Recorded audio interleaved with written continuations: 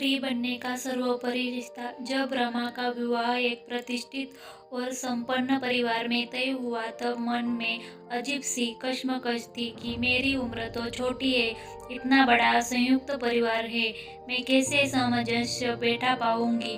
अभी तो किसी भी कार्य में दक्षता नहीं है, पारिवारिक रिश्ते नाते रीति रिवाजों की पर्याप्त समझ आने में तो बहुत समय लगेगा।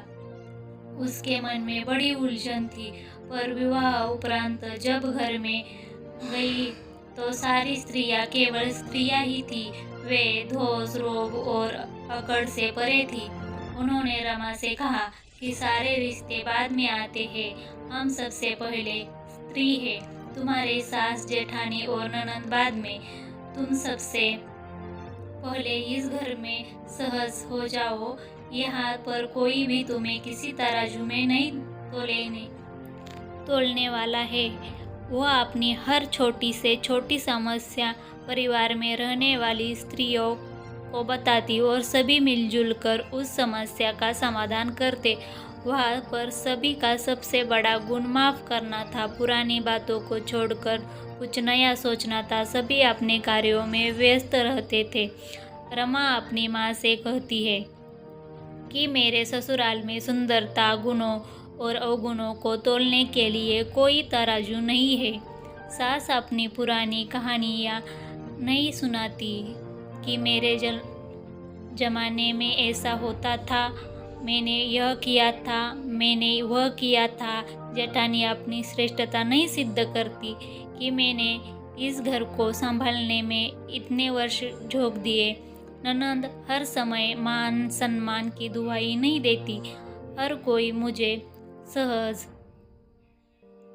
महसूस कराने में लगा रहता है। माँ, यदि हर परिवार में ऐसी ही परंपरा स्थापित हो जाए तो हर लड़की अपने परिवार को आसानी से अपना लेगी। माँ, वहाँ की एक और विशेषता है कि वहाँ पर दोषों पर चर्चा करना स्वीकार नहीं है। दोषों पर ध्यान केंद्रित करने से उन्नति रुक सकती है, पर समाधान और चिंतन करने से हमारी दृष्टि विकसित होती है। वहाँ पर अपनी गलती को स्वीकार करने, हल्का महसूस करने पर भी बल दिया जाता है। माँ, मैं भी अब अपने ससुराल के सहयोग के साथ आगे बढ़ना चाहती हूँ, अपनी सोच को उदार बनाना चाहती हूँ। माँ, रमा के वाक्य सुनकर मन ही मन उस परिवार के प्रति धन्यवाद और मन से दुआएं दे रही थी, जिस परिवार ने उसकी बेटी की जिंदगी आसान कर दी।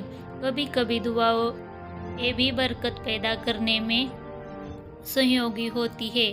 शायद रमा के ससुराल की भी यही खासियत थी।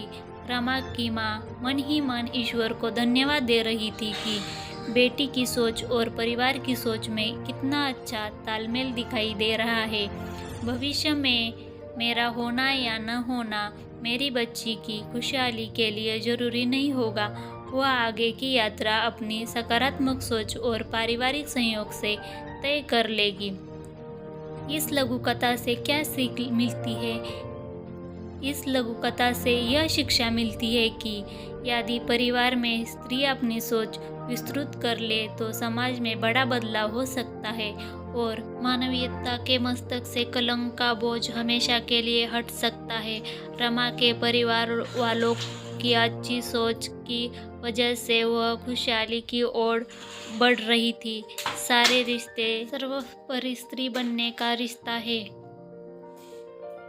हमेशा पुराने संघर्ष या कठिनाइयों के जताकर भावी पीढ़ी को अपनी श्रेष्ठता बताने का प्रयास न करे, बल्कि उन्हें सहज बनाकर अपने परिवार में शामिल करें।